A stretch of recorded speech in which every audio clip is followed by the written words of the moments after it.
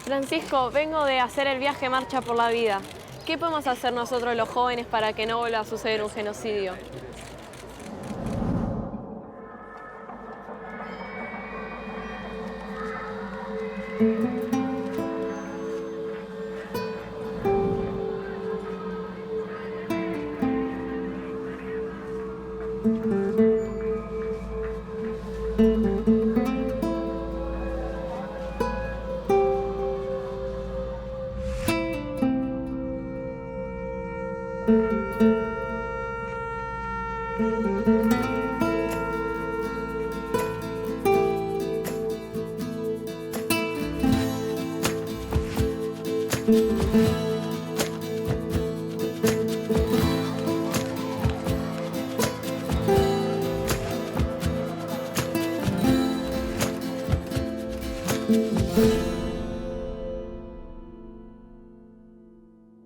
Yo no soy judío, pero yo no necesito ser judío para que me mueva. A mí me mueve mucho pensar que destruyeron familias, que quisieron destruir una cultura, después lo llevan a campos y planea que nadie se salve, y se salvan los que se salvan para contarlo.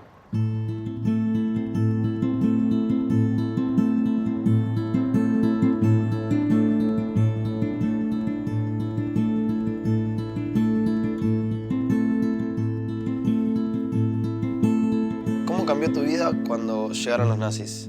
Bueno, al principio se notaba poco porque ellos sí tenían una política de ir, de a poco ir quitando la libertad de los judíos, pero no de golpe. Primeramente nos hicieron poner a todos una estrella de David.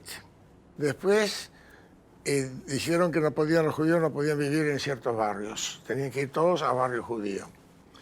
Un barrio, por ejemplo, una vez uno, después otro, después tercero, y cuando nos tuvieron todos en el barrio metidos, hacinados, pusieron paredones y ya no se podía seguir más. Y ahí empezó el infierno.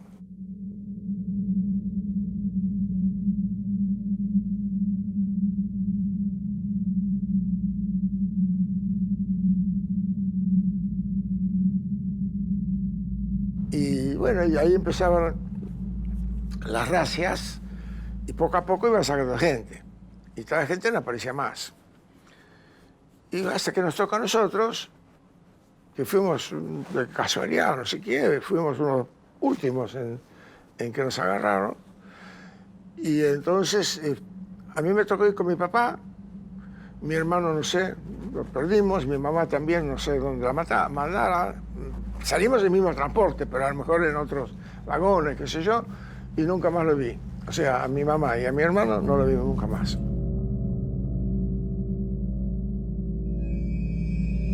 Con mi papá entramos en Auschwitz y mi padre, pobre, al poco tiempo se le empezaron a hinchar los pies. Él seguía trabajando porque sabía que si le encontraba los pies hinchados, estaba listo. Y en una inspección que hubo, encontraron que tenía el pie hinchado y que iba al hospital. Ya nada, fue a cámara de gas y desapareció. Para mí fue un golpe terrible, porque sentirse impotente y sabiendo que tu padre va a morir, realmente. Claro. ¿Cómo lo pasás de repente? Porque no puedes hacer nada. Y sí, éramos impotentes en ese sentido. ¿Qué vas a hacer? Contra la brutalidad y las armas no podías hacer nada. Entonces lo único que te queda es tratar de sobrevivir, no había otra. Marcha por la Vida es un proyecto educativo que consiste en un viaje a Polonia y a Israel. En la primera parte del programa, en Polonia, el objetivo es conocer la historia de la Shoah. Cami es una chica, siempre nos caíamos bien, qué sé yo, y después me enteré que cantaba, y nunca cantaba conmigo, nunca. Dijimos, che, yo toco la guitarra, hagamos algo. Empezaron a salir cosas increíbles. Nos unimos mucho más como grupo, como amigos. Y bueno, empezamos a crecer con Cami y se veía que empezábamos a crecer. Y cuando empecé a conocer a Cami, conocí a Juli, que era su mejor amiga. A mí a veces me cuesta decir es mi novia. Somos compañeros de la adolescencia. Los dos sentimos que la adolescencia es un punto muy cortito de la vida y muy zarpado también. Entonces, como tomar la decisión de compartirlo juntos es una locura y siempre decimos que si no la pasamos bien, no va a funcionar. Pero hasta ahora no hubo momentos en que la pasemos mal, increíble.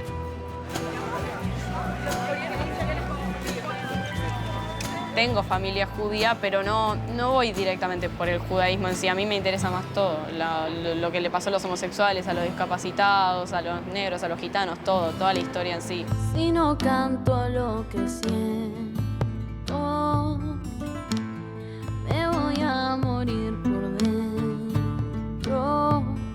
He de gritarle a los vientos hasta reventar, aunque solo quede tiempo en mi lugar.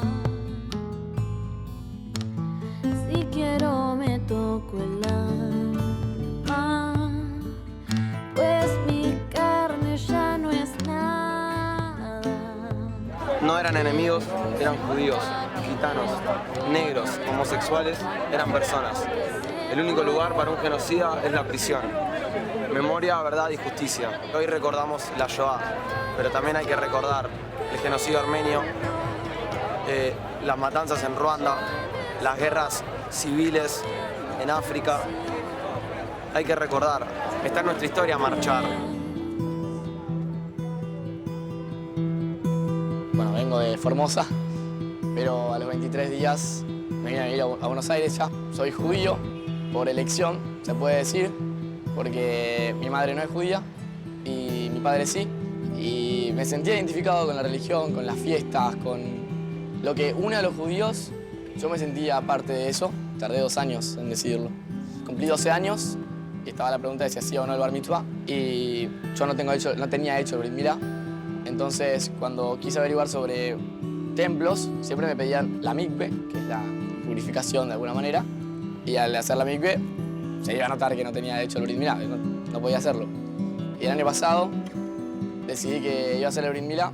Pasaron muchas cosas, empecé en una comunidad, empecé a ir más al templo. Para mí, lo más importante del pueblo judío es la tradición, la cultura, seguir siendo nosotros a pesar de la gente que nos quiso borrar del mapa, se puede decir. Es un estilo de vida en el cual siempre importan los demás, siempre te dicen que hay que hacerse de acá, que hay que ayudar al otro. Y después, ser judío también incluye bancársela. Bancársela, saber que hay gente que no te va a bancar por ser judío nada más. O sea que está instalado el antisemitismo también y hay que bancársela. Yo no quería hablar del asunto. Se tenía como olvidado todo el asunto de la guerra, de los muertos, de los sufrimientos, todo, porque no se puede vivir con tantas muertes. Bueno, mi nieta, que siempre íbamos a almorzar juntos, y siempre me preguntaba, abuelo. Porque mi hijo nunca me preguntó. Y al final dije, bueno, voy a hacer un libro. Y yo pensé que era un raro avis, un tipo raro. ¿Cómo es posible que uno se olvide de todas estas cosas? Y después leí que escribió un psicólogo sobre el asunto de los sobrevivientes, y es como si fuera una especie de, no sé explicarlo científicamente, pero como si fuera un olvido terapéutico. Porque si uno sigue viviendo en el pasado, sigue viviendo con las muertes, no puede levantar la cabeza. Si quiero me toco el alma, pues mi carne ya no es nada. He de fusionar mi resto con el despertar, aunque se pudra mi boca por callar. Ya lo estoy queriendo,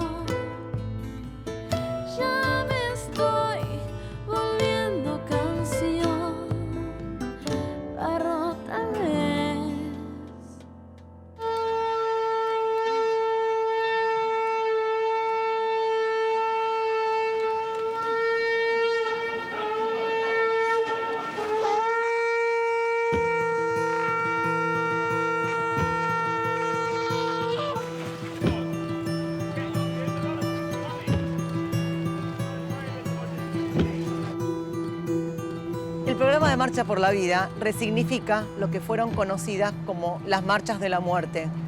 A finales del 44, ante la llegada de los aliados, los nazis aceleran el proceso de exterminio, abriendo las puertas de los campos y obligando a los prisioneros a realizar largas caminatas en condiciones infrahumanas.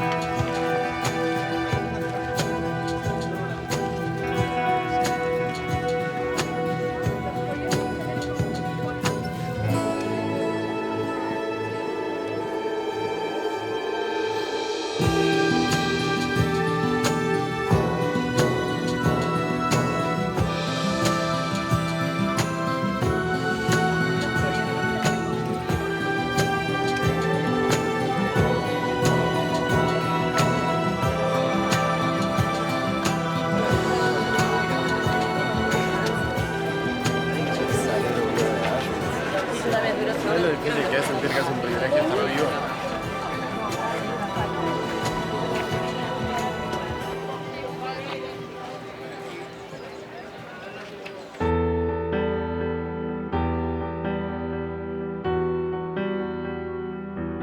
¿Cómo era la vida en el gueto?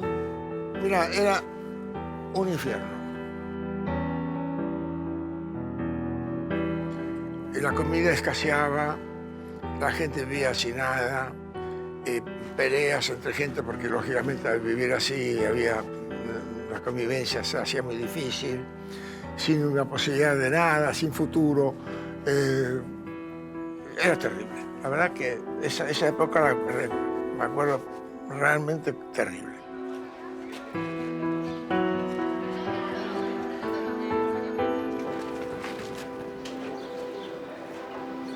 Esto es el típico patio de vivienda de la época anterior a la guerra y que va a quedar dentro del gueto. Cuando empecemos a hablar de levantamiento del gueto de Varsovia más adelante, vamos a ver que también estos patios de casas tuvieron un rol muy destacado en lo que fue la resistencia judía a la Shoah.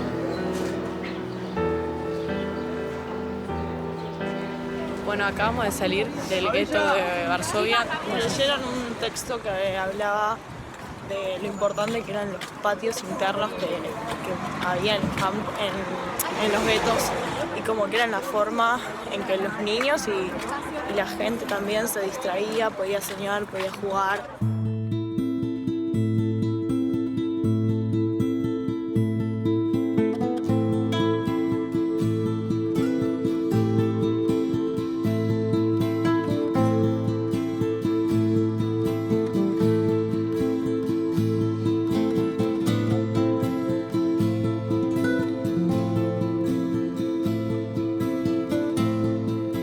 Les hago una preguntita. ¿Venir a un lugar donde no se ve nada tiene algún tipo de sentido? Sí. ¿Por qué? Si venís y ves algo más desierto, más tranquilo, te imaginas más.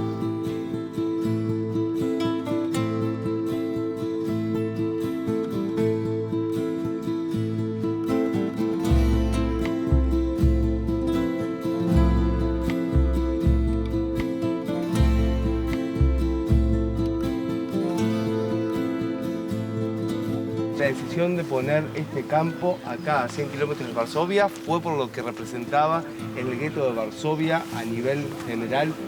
20 de enero del año 1942 va a ser la conferencia de Wannsee, donde ya se había tomado la decisión que se iba a llevar a cabo la solución final, es que se va a llevar adelante lo que va a ser la operación Reinhardt.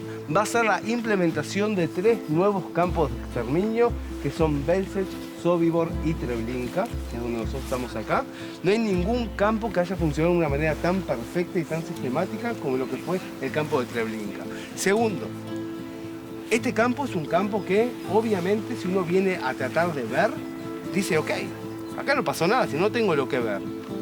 El objetivo nazi del Comando 1005 de borrar todas las pruebas estuvo a esto de cumplirse. Solamente conocemos esta historia a través de lo que son los testimonios.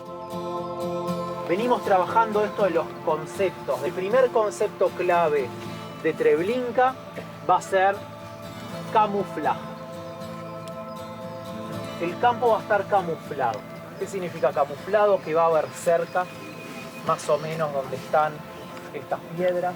El campo va a estar cercado. ¿Por qué? Para que no se pueda ver desde adentro lo que pasa afuera y para que no se pueda ver de afuera lo que pasa. El segundo es el engaño. Todo el campo va a tener un sistema muy estricto de engaño a las víctimas. Este es un mapa de lo que era el campo de Treblinka. O sea que uno, si está parado donde estamos nosotros, en la zona de la selección, no puede saber lo que está pasando allá, donde está la zona de la piedra. Es justamente una de estas características que tiene el campo de Treblinka.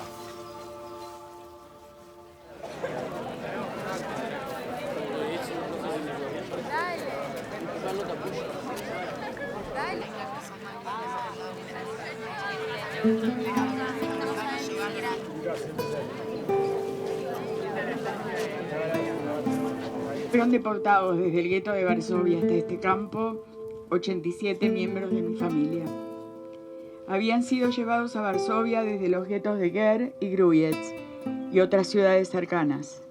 Los Julkiewicz, los Koper, los Drager, los Loptman, los Greifman, los Hellman, los Rybak, los Kielmanovich, los Bertman, los Messing. Mis bisabuelos, mis abuelos, mis tíos abuelos, mis primos, los primos de mis primos, ancianos, mujeres y niños, todos. No quedó nadie vivo de mis dos familias de origen. Desde aquel rincón la melodía me era conocida. La conocía desde siempre, casi como una canción con la que me habían acunado siempre. Era mía, era de mi sangre. Era de aquel pasado que todavía me era oscuro, pero que palpitaba en las manos de mis padres que sostenían las mías. Ya me había aprendido la primera estrofa para poder ser parte de esa ceremonia colectiva que me embriagaba. Esa misma emoción me sacude hoy cuando la escucho. Me conmueve aún más cuando la canto junto con otros que sienten lo mismo que yo y busco sus manos para tomarme de ellas, como cuando me sentía abrazada por las manos de mamá y papá.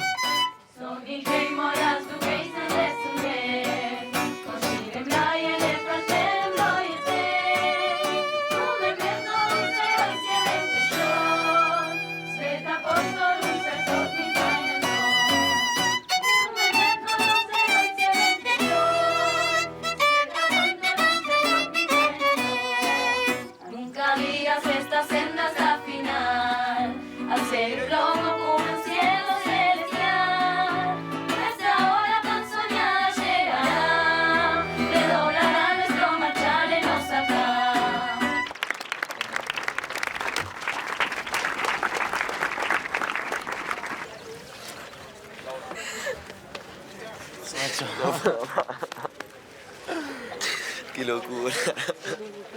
Para que nos saquen una foto, que estén parados. Una cosa es escucharlo, estudiarlo y eso, pero otra cosa es verlo. Muy distinto. Muy distinto.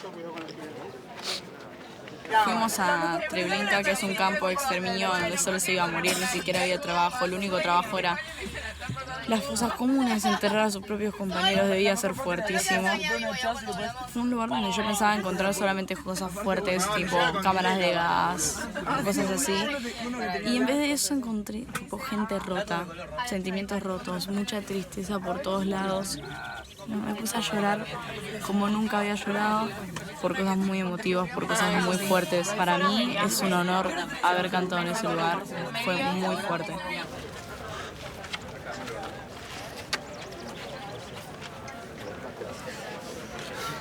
¿Qué era peor, el hambre o el frío? Yo creo que el hambre. El hambre es una sensación terrible. Vos sabés, cuando vos tenés hambre, pero ese hambre feroz, este hambre terrible que no tiene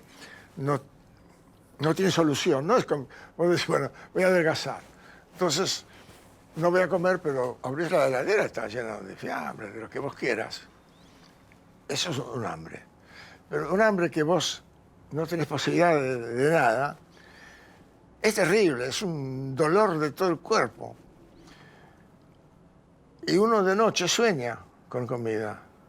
Pero ¿vos te crees que uno sueña con pavos o con manjares? No, con pan. Únicamente pan. Uno sueña, quisiera llenarme la panza y morir.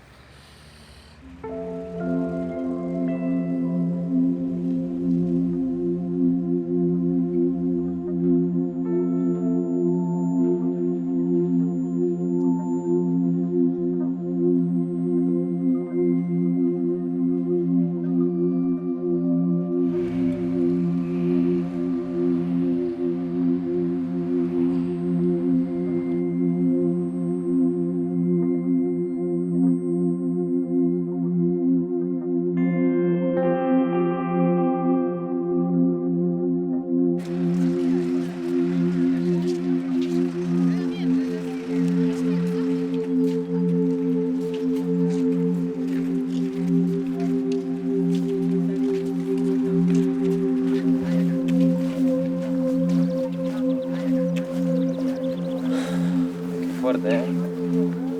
Recién en el bondi estábamos viendo una película que aparecía en estas torres. Pero este plano, este mismo plano.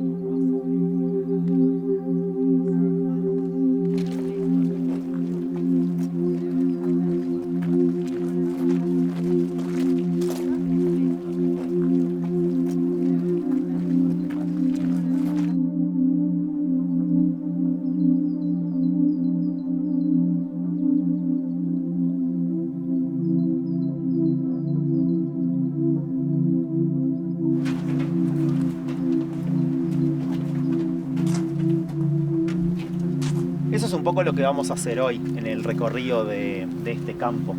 Vamos a visualizar o vamos a recorrerlo desde esa mirada, desde esa perspectiva, de esa humanidad que no sabe muy bien qué hacer con esto que pasó, que no sabe muy bien cómo digerir esto que vemos acá.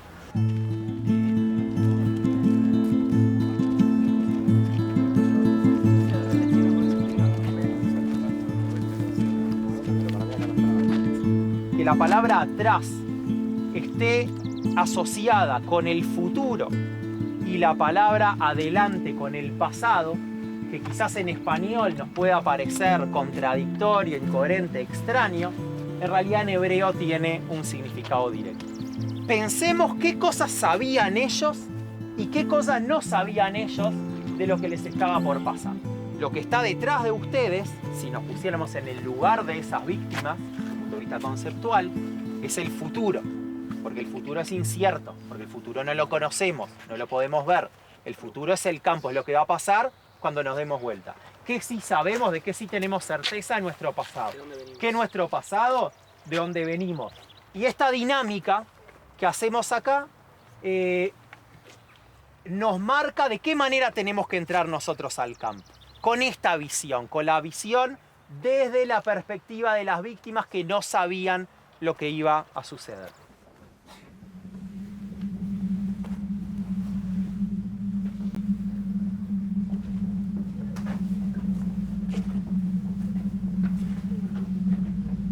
Un zapato no es solamente un zapato, es una vida, son pasos, una historia que se fue construyendo con esas zapatillas. Y ahí Estefano vino y me dijo, mírate a vos, mira tus zapatillas, las tenés puestas. Y me quebré completamente. Los zapatos, que eran 2 por persona, 250.000 zapatos. Cada uno una historia, uno una vida. Y no te la arrebatan. Todos tenían sueños, como cualquiera de nosotros. Locura. Yo había un amigo que ayer había dicho que no iba a llorar, que no le tocaba el tema y que no se sentía emocionado. Y hoy entramos, primera cámara, me vio, lo vi y estallamos en llanto y le dije que se tranquilice, que nunca más iba a pasar.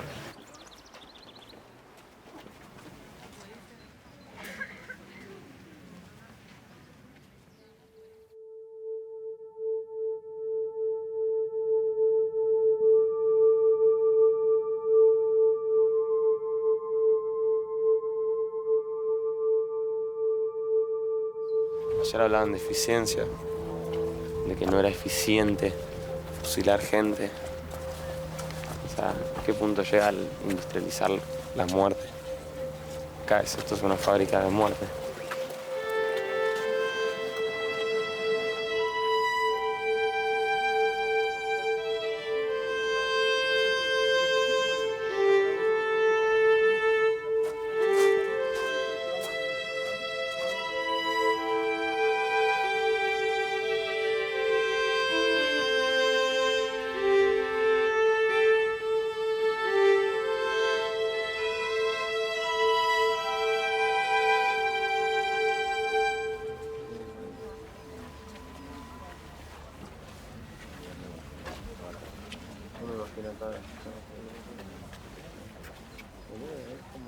Cuando el 23 de julio de 1944 los soviéticos liberen este campo, van a encontrar más o menos 1.500 prisioneros con vida. Entre esos prisioneros prácticamente no va a haber judíos. Y la pregunta es, ¿qué fue lo que pasó? Los vecinos del campo encontraron que al lado del complejo del crematorio había una montaña enorme de cenizas. Y lo que fueron haciendo los vecinos fue intentar recolectar esas cenizas, concentrarlas juntas y poder transformarlas en un mausoleo.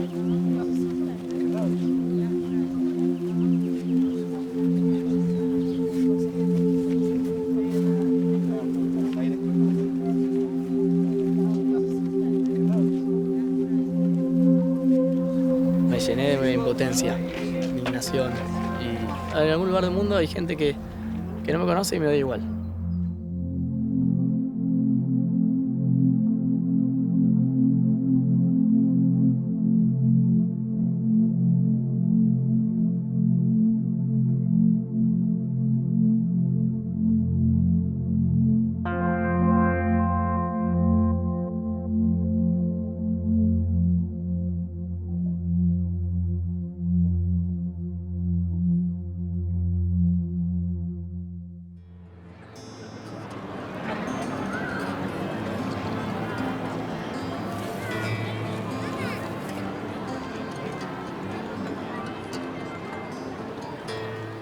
Si no canto lo que siento, me voy a morir por dentro.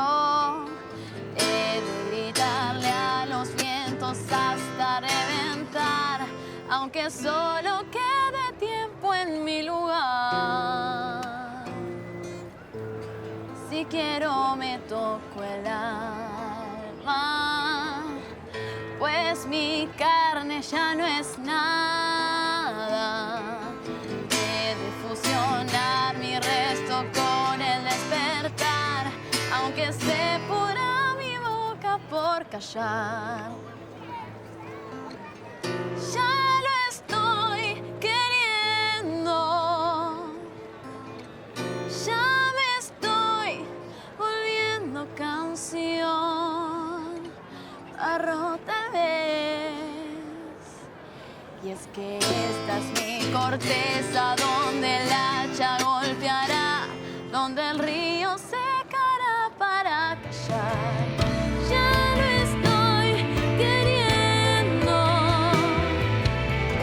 ya me estoy volviendo canción. Barro tal vez. ¿Cómo era la vida en la barraca?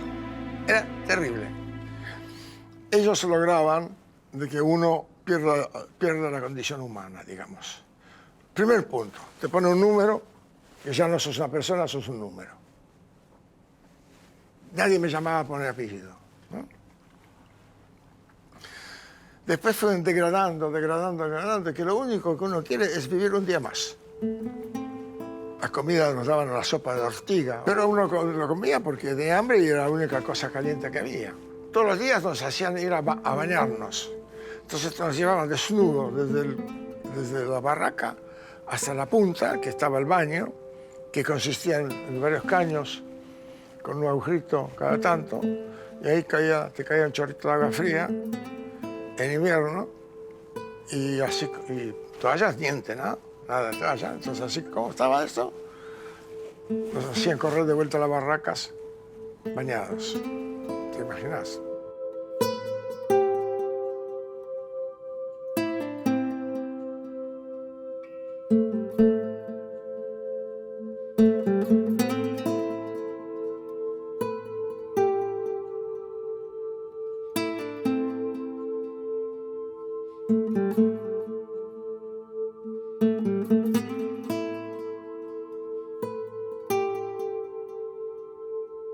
Barraca 14, ahí estuve yo. Ahí está el número. ¿Dónde está el número? Ahí. Ah, sí, ahí, 14. pero está como aclarado. Mirá vos, qué increíble, ¿eh? Qué hijo de putas.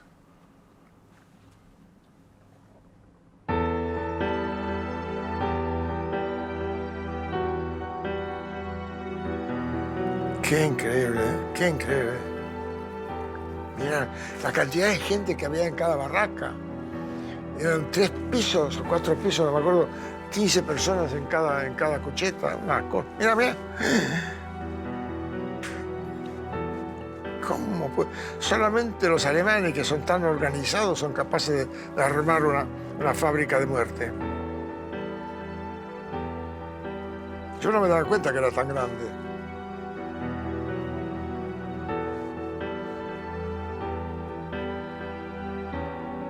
¡Qué increíble!